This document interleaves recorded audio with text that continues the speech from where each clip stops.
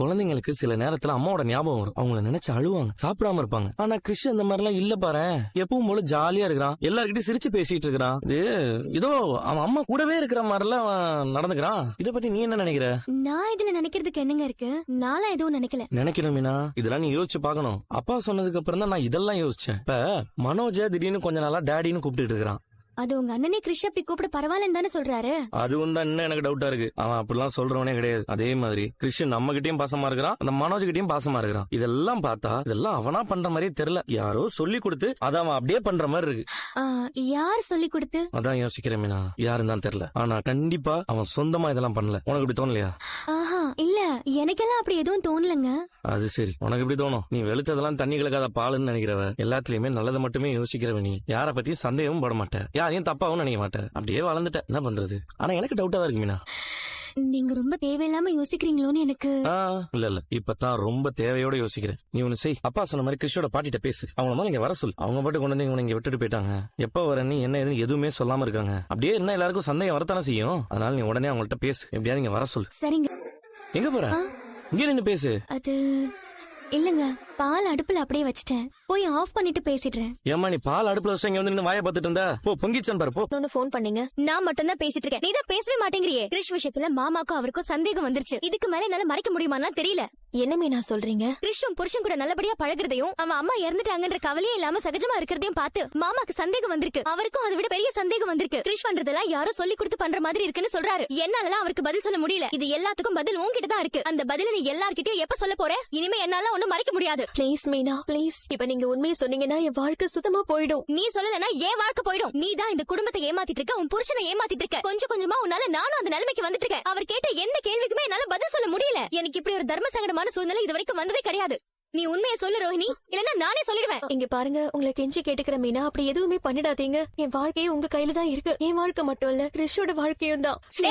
பண்ணலாம் நினைக்காத. நீ உண்மையை சொல்லாம ஏமாத்துறது உனக்கு வேணா பழகி இருக்கலாம், ஆனா என்னால அப்படி இருக்க முடியாது. ப்ளீஸ் மீனா, எனக்கு இன்னும் கொஞ்ச நாள் டைம் கொடுங்க. இல்ல, நீ இப்படியே சொல்லிட்டு இருக்கிறத பார்த்தா எப்பவுமே உண்மையை சொல்லணுங்கிற எண்ணமே உனக்கு இல்ல போல இருக்கு. அப்படிப்பட்ட உனக்கு நான் துணையா இருக்கணுமா?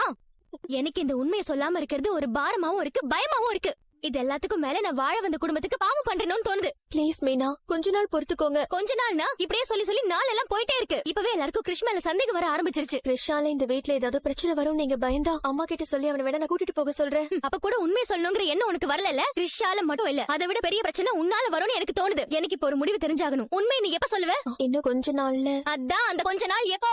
அதுதான் சொல்றேன்ல மீனா, மனோஜ்க்கு கிறிஷ் மேல ஒரு அட்டாச்மெண்ட் வரட்டும் அப்படின்னு. எப்ப வரும்? இல்ல மீனா, இப்பவே அவங்க ரெண்டு பேரும் கொஞ்சம் கொஞ்சமா பழக ஆரம்பிச்சுட்டாங்க. இன்னும் கொஞ்ச நாள் வெயிட் பண்ணுங்களேன். நீ வேணா வெயிட் பண்ணு. இப்ப நான் ஒரு முடிவு எடுத்துட்டேன். இன்னையில இருந்து இன்னும் ஒரு 7 நாள் உனக்கு டைம். 7 நாளா? அதுவே உனக்கு அதிகம். இன்னும் 7 நாளுக்குள்ள நீ வீட்டுல எல்லார்கிட்டயும் உண்மையை சொல்லிடணும். இல்லனா 7வது நாள் நான் சொல்லுவேன். இதுதான் என்னோட முடிவு. மீனா பேசியா? கிறிஷ் பாட்டி என்ன சொன்னாங்க? போன எடுத்தாங்களா அந்த அம்மா?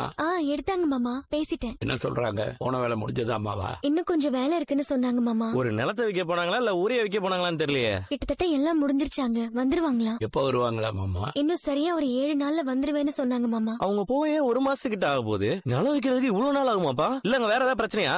எனக்கு எதுவும் தெரியலங்க. 7 நாள்ல வந்து எல்லாத்தையும் சொல்லிடுறேன்னு சொல்லிருக்காங்க. வேற எதுவும் சொல்லியாமா? 7 நாள்ல வந்து என்ன சொல்ல போறாங்க? அப்படி என்ன பிரச்சனையாங்க? தெரியல மாமா, ஆனா 7வது நாள் முடியறதுக்குள்ள இதுக்கெல்லாம் ஒரு முடிவு வந்துரும். அவங்க பேசினதுல இருந்து எனக்கு அப்படிதான் தெரியுது. எல்லா விஷயத்தையுமே சொல்றேன்னு சொல்லிருக்காங்க. அப்புறம் என்னப்பா, கிறிஷ் பாட்டி தான் நேர்ல வந்து சொல்றேன்னு சொல்றாங்கல்ல. நீ 7 நாள்ல வந்துட்டு போறாங்க. அவங்க வந்ததுக்கு அப்புறம் கிறிஷோட எதிர்காலத்தை பத்தி நம்ம உட்காந்து பேசிடலாம்பா. அவனை அவங்க கூட்டு போறாங்களா இல்ல அவனை இங்கே நம்மளே பாத்துக்கலாமா என்னன்னு அவங்க மனசுல என்ன இருக்குன்னு பாப்போம். ரிஸ்க் இருக்கிறதுல எனக்கு சந்தோஷம் தான். ஆனா அவன் விஷயத்துல ஏதோ ஒரு விஷயம் எனக்கு உறுத்திட்டே இருக்குது. அதை பேசி சரி பண்ணணும். மாமா, இன்னும் 7 நாள் தான் மாமா. அதுக்குள்ள எல்லாத்துக்குமே ஒரு முடிவு வந்துரும். அப்புறம் நடக்க வேண்டியது நீங்களே முடிவு பண்ணிக்கோங்க. வாசுவா பாப்போம். நான் ரெஸ்ட் எடுக்கிட்டேன். இன்னும் 7 நாள் தான் இருக்கு. நானே உங்ககிட்ட சொல்லலாம்னு இருந்தேன். என்ன 7 நாள்? உனக்கு யார் சொன்னா? உனக்கு எப்படி தெரியும்? ஏன் தெரியாம? தெரிஞ்ச நாள் தான் உங்ககிட்ட சொல்றேன். எதுக்கு 7 நாள்? நீ எதுக்குன்னு சொல்ல. ஏன் உனக்கு தெரியாதா? இல்ல, எனக்கு தெரியாது. எதுக்கு 7 நாள்? நீ ஏன் இவ்வளவு டென்ஷன் ஆகுற? ஒண்ணு இல்ல, நம்ம ஷோரூம் ஆரம்பிச்சு 1 இயர் ஆகிறதுக்கு இன்னும் 7 நாள் தான் இருக்கு. மறந்துட்டியா நீ? இல்ல மனோஜ், நான் உண்மையிலேயே மறந்துட்டேன். இப்ப நாம இருக்கிற சிச்சுவேஷனுக்கு எனக்கு அதெல்லாம் ஞாபகமே இல்ல. நம்ம ஷோரூமோட 1 இயர் செலிப்ரேஷனை பெருசா கொண்டாடலாம். ஆனா இப்ப எதுவும் பண்ண முடியாது. இப்ப நம்ம சூழ்நிலை அப்படி ஆயிடுச்சு. பரவாயில்ல விடு மனோஜ், முதல்ல இந்த சூழ்நிலையில இருந்து எப்படி வெளியில வரதுன்னு பாப்போம்.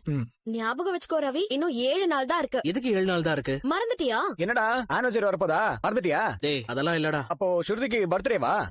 மறந்துட்டியா? மாட்டினப்போ டேய் நீ வேற ஏதாவது மாட்டி விடாதடா. அவ பர்த்டே இப்ப இல்ல, ஸ்ருதி நீ எதை பத்தி சொல்ற? நான் ரெஸ்டாரண்ட் ஆரம்பிச்சு 100வது நாள் ஆகுறதுக்கு இன்னும் 7 days தான் இருக்கு. ஏய் வாவ், கங்க்ராச்சுலேஷன்ஸ். தேங்க்யூ.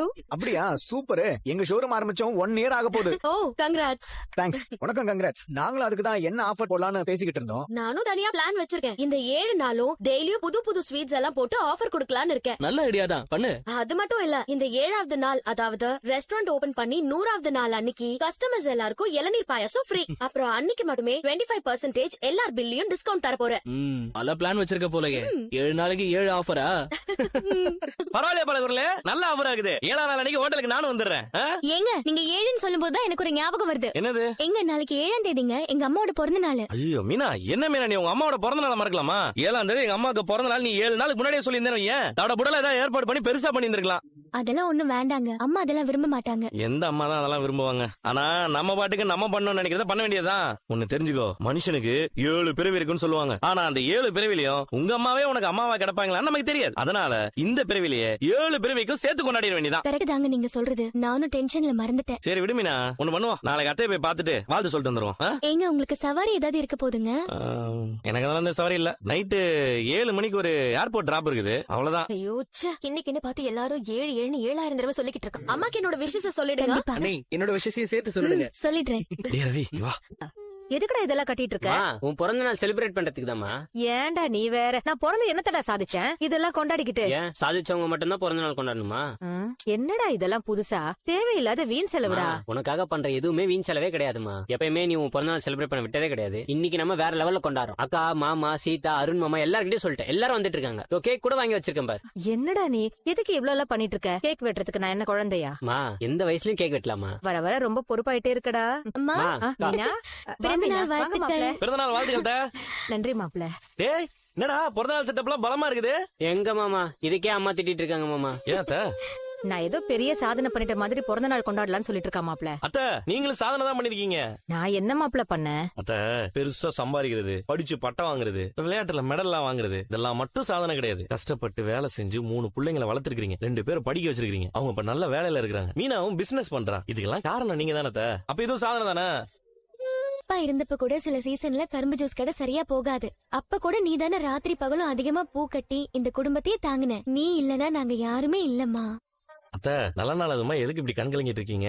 சந்தோஷமா இருக்கு மாப்ள. என் பிள்ளைங்க எல்லாம் நல்லா வளர்ந்துருக்காங்க. என் வீட்டுக்கு வந்த மாப்பிள்ளைங்க 2 பேருமே என் குடும்பத்தை தாங்குறீங்க. சொந்த புள்ள மாதிரி இருக்கீங்க. இதை விட சந்தோஷம் வேற என்ன இருக்கு மாப்ள? அத்த இன்னும் நிறைய சந்தோஷம் பார்க்க வேண்டியிருக்குது. பேரம்பேத்தி எடுக்கணும். அப்புறம் கல்யாணம் எல்லாம் பண்ணும்ல. ஏன் மாமா நீங்க வேற? ஏண்டா சாமியார் போறியா? எனக்கு இப்ப அதெல்லாம் இன்ட்ரெஸ்ட் இல்ல மாமா. டேய் வேற எப்படா பண்ணிக்க போறேன்? இதாங்க சரியான நேரம். இப்பவே பொண்ணு பார்க்க ஆரம்பிச்சிருங்க. பாத்துடலாம். ஆனா அதுக்கு முன்னாடி இவன் யாராவது பாத்து வச்சிருக்கானு கேட்டுக்க. அப்புறம் திரும்பவும் தங்கச்சி கல்யாணத்தை நடந்த மாதிரி ஆயிட போகுது. ஏங்க அதெல்லாம் ஒண்ணும் நடக்காது. சரி அப்படி எல்லாம் போக மாட்டா இல்லடா. இப்ப எனக்கு கல்யாணம் பண்ண வந்தீங்களா இல்ல அம்மாக்கு விஷ் பண்ண வந்தீங்களா? அத மறந்துட்டோம். மீனா அத்தை நீங்க கொடு. நீங்க கொடுங்க. அட கொடு நீ உன் கையால. சேர்ந்தே கொடுக்கலாம் வாங்க. அம்மா உனக்காக அவர் புடவை வாங்கிருக்காரு. எதுக்கு மாப்பிள்ள உங்களுக்கு வீண் செலவு? குடும்பத்துக்காக பண்றது எதுவுமே வீண் செலவு கிடையாது. ஐயோ மாப்பிள்ள எதுக்கு காசு எல்லாம்? அத்த வீட்டுல இருக்கா பிறந்த நாள்னா அப்பா எங்களுக்கு காசு கொடுப்பாரு. இன்னைக்கு உங்களுக்கு பிறந்த நாள்ல உங்களுக்கு பிடிச்சதை வாங்கிக்கோங்க. அதுதான் புடவை வாங்கி கொடுத்துட்டீங்களா மாப்பிள்ள? பரவாயில்ல இருக்கட்ட நீங்க வாங்கிக்கோங்க. அம்மா வாங்கிக்கோமா. நாங்க என்ன எப்பவுமே கொடுக்க போறோம். வாங்க கொடுங்க. வாங்கிக்கோங்க. குடிங்க. அப்படி எங்களை ஆசீர்வாதம் பண்ணுமா. நல்லா இருங்க மாப்பிள்ள, நல்லா இருமா. இந்தாடா. அம்மா வாசிதா வாங்க மாப்பிள்ள, வாங்க மாப்பிள்ள, வாங்க வாங்க. இப்பதான் வந்தியா? ஆமா வாங்க சீதா. மாமா. எப்படி இருக்கீங்க? நல்லா இருக்கேன். ஹாப்பி பர்த்டே அத்தை. நன்றி மாப்பிள்ள. ஹாப்பி பர்த்டேமா. சீதா இந்த புடவையடா. அம்மா உனக்காக புடவை வாங்கணும். எதுக்குடி இப்பதான் மீனா மாப்பிளையும் கொடுத்தாங்க? சரிம்மா, அதுக்காக என்ன நாங்க கொடுக்க கூடாதா? அத்தை உங்களுக்காக கம்மல் வாங்கணும். ஐயோ எதுக்கு மாப்பிள்ள உங்களுக்கு வீண் செலவு? இதுல என்னத்த இருக்கு? என் அம்மாக்கு நான் வாங்கி கொடுக்க மாட்டேனா? அந்த மாதிரி தான். வாங்கிக்கோமா. மா பாத்தியா, உனக்கு ஒரே கிஃப்டா வந்து சேருது. அடுத்து எனக்கும் பர்த்டே வருது, யாரும் மறக்க வேணாம். உனக்கு என்ன வேணும்னு சொல்லு சத்யா, பண்ணிடலாம். அதெல்லாம் அப்புறம் பாத்துக்கலாம் மாமா. இப்ப கேக் வெட்டிடலாம். இந்தாம்மா குடி. பாடுங்க. Happy Happy birthday to you. Happy Happy birthday birthday to you. Happy birthday to Birthday mommy. அத்தை. Happy birthday. Happy birthday to you. அம்மா, குடி, குடி. என்னம்மா சாப்பிடு. அத்த இனிய பிறந்த நாள் வாழ்த்துக்கள். சாப்பிடுங்க. ஹாப்பி பர்த்டே அத்தை. என்ன இந்த நேரம் உங்க அப்பா கூட இல்லாம போயிட்டாரு. அத்த அதெல்லாம் மாமா எப்பவும் நம்ம கூட தான் இருப்பாரு. நீங்க ஒண்ணும் கவலைப்படாதீங்க. அப்ப நீ உண்மையை சொல்லதான் போறேங்கறியா? 7 நாள் தான் டைம் கொடுத்திருக்கா. அதுக்குள்ள நான் சொல்லலன்னா அவ வீட்ல சொல்லிடுவேன்னு சொல்றா. இவ்ளோ ஸ்ட்ராங்கா சொல்றாங்கன்னா கண்டிப்பா ஒரு முடிவோட தான் இருக்காங்க. இவளுக்கு உண்மை தெரிஞ்சப்ப எனக்கு ஒரு பயம் இருந்தாலும் இவளை ஏதாச்சும் ஒண்ணு சொல்லி சமாளிச்சிடலாம் தான் நினைச்சேன். ஆனா இவளே எனக்கு இப்ப டைம் பிக்ஸ் பண்ணி வச்சிருக்கா. அதான் என்ன செய்யலாம்னு ஒண்ணுமே புரியல. பேசி கொஞ்சம் டைம் கேட்டு பாரு. எவ்வளவோ அவகிட்ட பேசி பாத்துட்டேன். அவ கேக்குற மாதிரியே இல்ல. நான் சொல்லலன்னா 7 நாள்ல கண்டிப்பா அவளே வீட்ல சொல்லிடுவா. இன்னைக்கு ஒரு நாள் வேற முடிஞ்சிருச்சு. நான் வேணா பேசி பாக்கட்டுமா? நான் முடிஞ்ச அளவுக்கு ரெக்வஸ்ட் பண்ணிட்டேன். அவ முடியாதுன்னு சொல்லிட்டா. நீ வேணா ஒரு தடவை ட்ரை பண்ணி பாரு. என் சிச்சுவேஷனை கொஞ்சம் அவளுக்கு சொல்லி புரிய வை. அப்படியே லவுட் ஸ்பீக்கர் போடு. ஹலோ, சொல்லுங்க மகேஸ்வரி. மீனா எங்க இருக்கீங்க? உங்களுக்கு என்ன வேணும் அத சொல்லுங்க. அதை விட்டுட்டு போன் பண்ணி அடுத்தவங்க எங்க இருக்காங்கன்னு கேக்குறேன். உங்ககிட்ட கொஞ்சம் பேசணும். என் வீட்டுக்கு வர முடியுமா? இப்ப கொஞ்சம் கஷ்டம். இன்னைக்கு எங்க அம்மாக்கு பிறந்த நாள். அதனால நானும் அவரே எங்க அம்மா வீட்டுக்கு வந்திருக்கோம். ஓ, உங்க அம்மாக்கு விஷ் பண்ணு சொல்லிடுங்க. சரிங்க, இப்ப என்ன விஷயம்? இல்ல, ரோஹிணிய பத்தி அவ 7 நாள்ல வீட்ல சொல்லணும். இல்லனா நீங்களே எல்லாம் உண்மையை சொல்லிடுவேன்னு சொன்னீங்களா? ஆமா, இதுக்கு மேல எல்லாம் என்னால மறைக்க முடியாது. என்னால என் புருஷன் கிட்டயும் மாமா கிட்டயும் தினமும் போய் சொல்லிக்கலாம் இருக்க முடியாது. உங்க நிலைமை புரியுது மீனா. ரோஹிணிக்காக நீங்களும் அட்ஜஸ்ட் பண்ணிட்டு தான் இருக்கீங்க. ஆனா 7 நாள் ரொம்ப கம்மியா இருக்கே. இன்னும் கொஞ்சம் டைம் கொடுங்களேன். ஏற்கனவே அவங்களுக்கு நிறைய டைம் கொடுத்தாச்சு மகேஸ்வரி. நாள் போக போக அவளும் அதிகமா போய் சொல்லிட்டே இருக்கா. நானும் அதுக்கு உடந்தையா இருக்கேன். இதுக்கு மேல எல்லாம் என்னால பொறுமையா இருக்க முடியாது. புரியுது மீனா. ஆனா சடனா அவளும் எப்படி உண்மையை சொல்ல முடியும்? வேற ஏதாவது பிளான் பண்ணி? அவ பண்ண வரைக்கும் எல்லாம் போதும். எனக்கு ஒன்னும் அவ வாழ்க்கை கெடுக்கணுங்கிற ஆசைலாம் இல்ல. நான் அவளோட நல்லதுக்கு தான் சொல்றேன். அடிப்படை இடத்துல மருந்து போடாம தள்ளி போட்டுக்கிட்டே போனா அப்புறம் அதுவே பெரிய ஆபத்துல போய் முடியும். உயிரையே எடுத்துரும். இப்பவே அவ உண்மையை சொல்றதுதான் அவளோட வாழ்க்கைக்கு நல்லது. அப்ப உங்க முடிவை நீங்க மாத்திக்க மாட்டீங்களா? இல்ல மகேஸ்வரி, இதுக்கு மேல என்னால அவளை காப்பாத்திட்டு இருக்க முடியாது. கிருஷ்ணாகவாது அவன் நல்லதுக்கும் சேர்த்துதான் சொல்றேன். நானா உண்மையை சொல்றதுக்குள்ள உங்க ரோஹிணியும் உண்மையை சொல்லிடுங்க. அதுதான் எல்லாருக்கும் நல்லது. அப்படி இல்ல கண்டிப்பா நான் உண்மையை சொல்லிடுவேன். நான் வைக்கிறேன். நான் சொன்னாலும் அவ கேக்குற மாதிரி தெரியலடி. நீ சீக்கிரமா ஒரு முடிவெடு.